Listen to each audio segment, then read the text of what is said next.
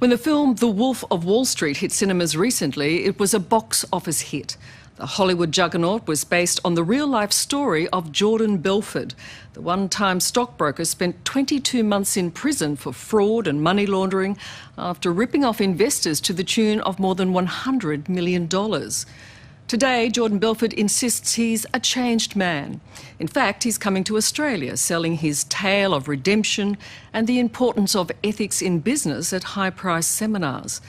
But the real Wolf of Wall Street may not be all he seems, and authorities in the US want to know what's happening to his newfound fortune. 2, 3! My name is Jordan Belfort. Not him. Me. Leonardo DiCaprio playing you instantly glamorizes you. You realise that, don't you? Makes you very attractive. Thank you. Mr. Jordan Belfort! When Leonardo DiCaprio portrayed the Wolf of Wall Street, I'm talking about this. Jordan Belfort's story was given a Hollywood polish. Sorry, Mr. Belfort! Forbes made me a superstar. Do you think that was a good thing? Should you have been an attractive person? Well, I prefer him than Danny DeVito playing me, I'd probably say, although I love Danny DeVito and everything. I'm not saying I'm as handsome as Leo, or it's not about that, but I had that charisma for sure. That was part of who I was. So to try to have someone with that lacked the charisma that I had and still have, to try to pull that off, it would have been ridiculous. But in truth, Jordan Belfort's life was one of deceit, depravity, and drugs. The former stockbroker defrauded his investors of millions of dollars before ending up behind bars. Does it glamorise your crime then? Does that film glamorise what you did? I think it glamorizes things that are glamorous. Some of the stuff is glamorous. And I think if you walk into that movie and you can't, if you walk out thinking, I want to do just that, then you have a problem. You walked into the movie with a serious problem. It was a life of debauchery. Totally. And you smile when you say that. Smile. I usually smile when I'm embarrassed about something. Is that true? Yeah, it's my way of, when I'm embarrassed about something, I'll give a little, you know. I mean, how can you not be a little bit embarrassed about it, you know? Well, what embarrasses you most about that time? I mean, listen, some of the stuff with, you know, with the hookers and the and that sort of stuff. Obviously now is, you know, a person sober for 17 years, you know, where I'm doing cocaine and off of, like as you saw in the movie, off of, you know, a hooker's derriere, okay? So that sort of stuff obviously is a tad embarrassing to me, you know? Belfort got out of jail 8 years ago after having ripped off more than 1,500 investors of more than $100 million. He's now 51, rebuilding his life and wealth and living on Hermosa Beach outside of Los Angeles. So life is good? Life is great. I mean, I'm happier today than I've ever been in my entire life. I've never been happier. And I know why, too. And it's because, you know, I'm nothing over my shoulder I'm looking at, and I look ahead and I just see a really nice future. Jordan Belfort grew up here in the middle-class suburb of Bayside, New York. It seems to me, even as a kid, you were destined to be an entrepreneur of some sort. I learned my first marketing lesson at the age of 8, and then I started shoveling driveways after snowstorms at 10, did magic shows at 12. Magic shows? Magic shows, The Amazing Belfort, yeah. This desire to make money, did that sort of was a life force from very early, was it? It was, yeah. And it was Wall Street where Belfort would fulfill that burning ambition to become rich. So when I walked into this brokerage firm, you know, I had to show my energy, and it's true. In the movie, they say I pitched the stock to my to the guy hiring me, and what they don't say is a really classic line. Is he looked at me, and goes, "Wow," because I've never. He goes, "Whoa, slow down, slow down." I never met anybody like you. He goes, either one of two things are going to happen. Either you're going to end up being the biggest broker in Wall Street history, or you're going to end up in jail. The guy was a genius. He was right on both accounts. So there you go. By 1989, Belfort was running his own investment banking firm, Stratton Oakmont, here on Long Island. It was the setting for what would become a lifestyle of extraordinary excess. Was it as excessive as we're led to believe? Yeah, it was an over-obsession of drugs, hookers, spending money as much as you could spend, boats, planes, helicopters. But you know what? He understands about one thing, greed, and about success, and the big one, he prays to the dollar. He loves money. Private investigator and former NYPD detective Bo Deetle got to see Belfort up close. He was hired to build and maintain security for Stratton Oakmont and even played himself in the film. He's trying to rattle you. He's trying to rattle your old lady so she nags you until you become a witness. Deetle became one of Belfort's close friends, but today his views of Belfort are not so friendly. He's smart, you're dumb. He's a punk, and if he doesn't like it, I don't think he can do too much about it. See, it's here and it's there. He may have it here, but he ain't got it there. Belfort's scam was fairly simple. His staff of mostly young brokers were given the job of reeling in investors with legitimate stocks, then eventually pressuring them to buy shares in worthless stock. Using a technique called pump and dump, the company would force share prices up, then sell off their own shares, leaving investors penniless. You actually said that you were able to take imbeciles, basically, and turn them into cracking stockbrokers who could make millions. And you gave them a script, which was ultimately to show them how to lie, wasn't it? The idea of having the script wasn't to teach them how to lie. It was teach them not to lie. When I walked into that firm... But it was about teaching them how to manipulate. No, it wasn't like that. It was, no, you see, the scripts, the sales itself. But what you were wanting them to do was to sell and to close deals. To close the Yes. deal. But to close the deal quite often meant that you had to really manipulate the client. Well, that's ultimately what ended up happening. Now, remember I said in the beginning it wasn't like that. Ultimately, yes, as the ethics went down the tube. So you're asking for your money back? Get me out. 3 or 4 different phone calls. I mean, screaming matches, at the top of my lungs. We were calling each other every name in the book, trying to get my money out of the thing. 66-year-old Bob Sheeran was one of Stratton Oakmont's victims. He was in the garment business and lost $150,000. Was primed to fall for a scam. They were good at their scam. But that puts the onus on you and not on Belfort. Well, I guess if I don't accept part of the onus, then all I got out of it was losing a lot of money. It was never about all for us and screw the client. It was all about we're going to make the clients a ton of money, we're going to make a ton of money, and the firm's going to make a ton. Everyone's going to succeed. But what wasn't one of your mottos, don't hang up until the client either buys or dies? Yes. Well, what's the message in that? But that doesn't mean that the client is not going to make money if he buys. But as far as 81-year-old Alfred Witt is concerned, the intention was always to steal from him. And they would not take no for an answer. You try to sell and they'd say, oh no, you should do this and do that. So got to the point where I was borrowing money to invest in his so-called stock, and I ended up losing quite a bit of money.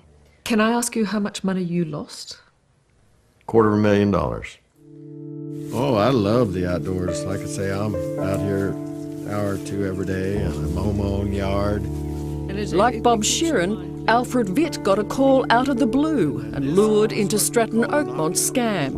He was in his early 60s when he lost his money and spent some years after struggling to make ends meet. So losing $250,000 at that point in your life would have been devastating. It would, especially when you're thinking you're going to make some money and then ended up losing that much, yes. And how long did it take you to recoup that money? Well, probably till I retired. I kept working till I was 70 years old to help pay back the banks and things that I borrowed money from. Do you feel that some of these investors should take some responsibility for what happened to their money? No, I don't. I think it's a loaded question. I think that the answer, that anyone else could say yes, except for me. Well, what do you feel in your heart? No matter what their part in it, I still did things wrong, okay? So if someone is worth $20 million and loses $300,000, that's terrible, but it's not a tragedy. If someone's worth $300,000 and loses $200,000, that's a nightmare.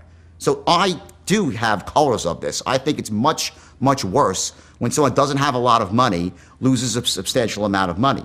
Surely it should be, it's all bad. I believe it's all bad. I disagree with you 100%. I think there's degrees of bad. You think there are degrees Absolutely. of bad And in what you did? they all start at really bad. But there's really bad and then horrifically bad. Yes. And is it because you feel that they were wealthy and they could afford to lose some money? Certainly so, yeah. How do you feel about Jordan Belfort claiming his victims were rich people? Well, I can assure you I was not there. I was working hard trying to get a business built.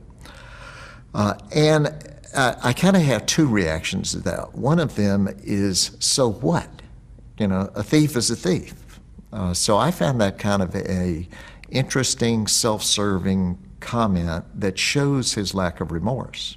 Jordan Belfort maintains that his victims were rich people, and he actually says that in part they should take responsibility for having lost their money. Oh, really? He was a damn thief. He was a rat. He set these people up. That's the facts. I'm angry at him. Coming up, the law catches up with Jordan Belfort. Do you recall the day you were arrested? Yes. At some level, it was relief. I've said enough about this. Let's move on. And the wolf, let me ask you this one Let's thing move on, about okay? bares his teeth. Is that an attempt to hide your income? Wait, I'm not going to get attacked here, so I'm done with this. Next. That's next on 60 Minutes. Welcome back to 60 Minutes.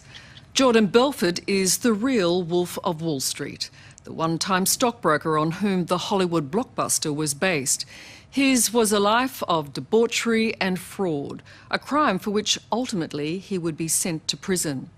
Now a free man and a motivational speaker, Belfort says he's a redeemed man who is repaying his victims. But as we discovered, the new wolf might not be all he claims to be. After years of making and spending millions of dollars, Jordan Belfort's world came crashing down when he was arrested in 1996. His fall was as spectacular as his rise. Do you recall the day you were arrested? Yes. Because I knew I was under investigation, and like it was really weird. I'd get a subpoena, and then wouldn't hear anything for 6 months. Then another subpoena, so it's like you're dying in slow motion. So when I finally got arrested, I felt sort of relieved. But relief quickly turned to reality. Facing the prospect of more than 20 years jail, he did a deal with the FBI and testified against his mates. You had to rat on your friends to achieve a reduced sentence. Was that a good thing to have done? Well, this is a good question. You know, I think I didn't do a very good job at it because I ended up slipping my friend a note. But nonetheless, you made the decision. Number one, I had no choice because they were threatening to indict my wife. But it wasn't just one mate. You had to give evidence against a number of people. Well, 90% of the people I gave evidence against were already giving evidence against that. Everyone was cooperating at the same time. So it wasn't sort of like I'm the only one, everyone was. Jordan Belfort was sentenced to 4 years jail for defrauding his clients and ordered to pay restitution of $110 million, the money to come from 50% of his gross earnings. But Jordan Belfort argues that that court order only applied during his period of probation, which ended in 2009. Needless to say, the US Department of Justice and his victims have a very different view. How much have you gotten back? About 8,000. 8,000 out of 250,000. Plus, I had to pay my attorney, you know, when she was working on that. So I'm lost more than that. So you're really out of pocket. Yeah. Do you believe redemption means that you repay your victims 100%? Well, I'd like to know, I think, listen, I'm doing my best. In my mind, I always said it would be the greatest ending to the story, that every person got paid back every penny. And that would be the greatest ending to the story. And I really hope that happens. So far, it hasn't happened. Documents provided by the US Department of Justice show as of October last year, Jordan Belfort had paid more than $11 million. The bulk of funds, though, coming from the sale of assets. If I've learned one thing over the years, it's the value of building solid relationships. Certainly, Jordan Belfort is making good money. Hey everybody, Jordan Belfort here, author of The Wolf of Wall Street. He's written 2 bestsellers about his criminal past, sold the movie rights, and since established himself as a highly paid speaker on the international circuit, selling himself as a guru of business ethics. And I have to tell you this, some people think sales is a dirty word. Selling is everything in life. And I think that, one of the fundamental changes I went through when I got out of jail is I was like, I am never going to engage in another transaction or do another deal or get involved in any business at all where other people are not getting at least more value than I'm asking for in return for money. The point is I'm a little bit older and wiser now, okay? But the self-styled redeemed Belfort doesn't seem to have convinced the US authorities. While there is still money to be distributed to investors, the Justice Department believes Belfort has an ongoing obligation to hand over half his gross earnings. It claims he made no payment in 2010 and paid only $21,000 in 2011, despite having received more than $940,000 for the rights to the film. Not to mention having sold, in Australia alone, a total of 195,000 copies of his books. According to the Justice Department, you just didn't sell any books, for example, in 2010, 11 and 12. It's correct. You sold no books? No books. I sold books, but there's huge advances, and until you recoup your advances, then you start to pay. But I haven't made a penny. Every penny since the original advances goes to investors. I haven't gotten one penny. The Justice Department would also like to know more about Belfort's earnings in Australia. It says it's not able to subpoena records from the Fordham Company, Belfort's management, because it is based in Australia. Belfort's agreement with the company is oral only. There's no suggestion the company is doing anything wrong, and Belfort believes he's being unfairly targeted by the Department of Justice. To me, they have very little credibility right now. I've been trying to settle this thing for years, and they've essentially stonewalled me at every step. So I've said enough about this. Let's move on.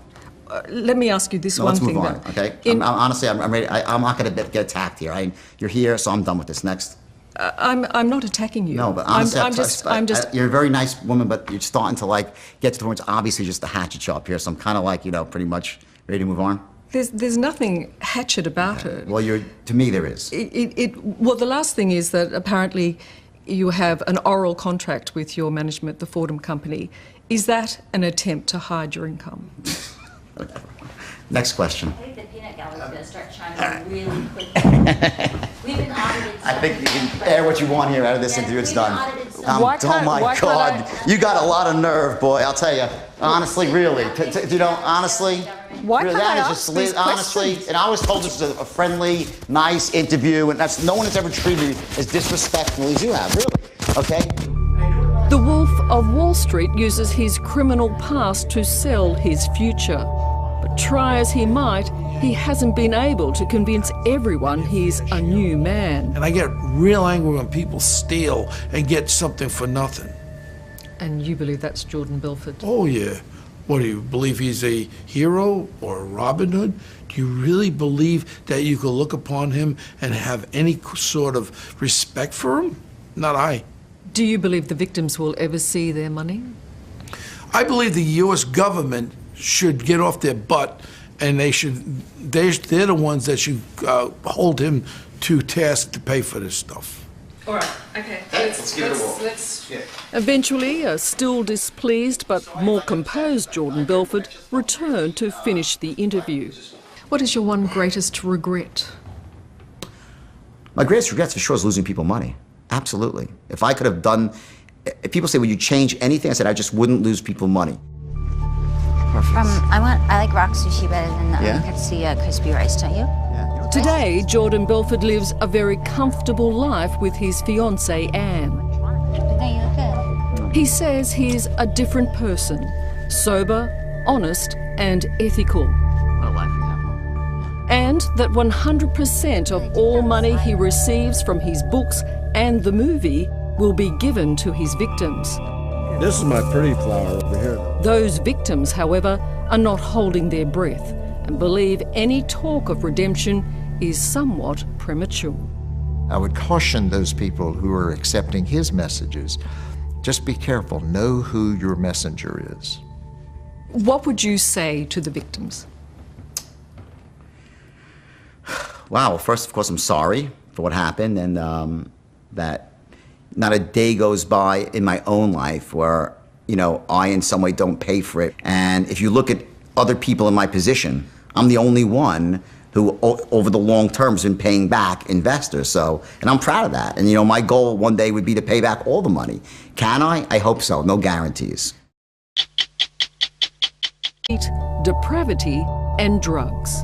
The former stockbroker defrauded his investors of millions of dollars before ending up behind bars. Does it glamorize your crime then? Does that film glamorize what you did? I think it glamorizes things that are glamorous. Some of the stuff is glamorous. And I think if you walk into that movie and you can't, if you walk out thinking, I want to do just that, then you have a problem. You walked into the movie with a serious problem. It was a life of debauchery. Totally. And you smile when you say that. Smile. I usually smile when I'm... When the film The Wolf of Wall Street hit cinemas recently, it was a box office hit. The Hollywood juggernaut was based on the real-life story of Jordan Belfort. The one-time stockbroker spent 22 months in prison for fraud and money laundering after ripping off investors to the tune of more than $100 million. Today, Jordan Belfort insists he's a changed man. In fact, he's coming to Australia, selling his tale of redemption and the importance of ethics in business at high-priced seminars. But the real Wolf of Wall Street may not be all he sees. The story was given a Hollywood polish. Sorry, Mr. Belfort! Forbes made me a superstar. Do you think that was a good thing? Should you have been an attractive person? Well, I prefer him than Danny DeVito playing me, I'd probably say, although I love Danny DeVito and everything. I'm not saying I'm as handsome as Leo, it's not about that, but I had that charisma for sure. That was part of who I was. So to try to have someone with that lacked the charisma that I had and still have, to try to pull that off, it would have been ridiculous. But in truth, Jordan Belfort's life was one of deceit, and authorities in the US want to know what's happening to his newfound fortune. 2, 3! My name is Jordan Belfort. Not him. Me. Leonardo DiCaprio playing you instantly glamorizes you. You realize that, don't you? Makes you very attractive. Thank you. Mr. Jordan Belfort! When Leonardo DiCaprio portrayed the Wolf of Wall Street, I'm talking about this. Jordan Belfort's... Embarrassed about something. Is that true? Yeah, it's my way of, when I'm embarrassed about something, I'll give a little, you know, I mean, how can you not be a little bit embarrassed about it, you know? Well, what embarrasses you most about that time? I mean, listen, some of the stuff, with, you know, with the hookers and the, and that sort of stuff, obviously now is, you know, a person sober for 17 years, you know, where I'm doing cocaine and off of, like as you saw in the movie, off of, you know, a hooker's derriere, okay? So that sort of stuff obviously is a tad embarrassing to me, you know? Belfort got out of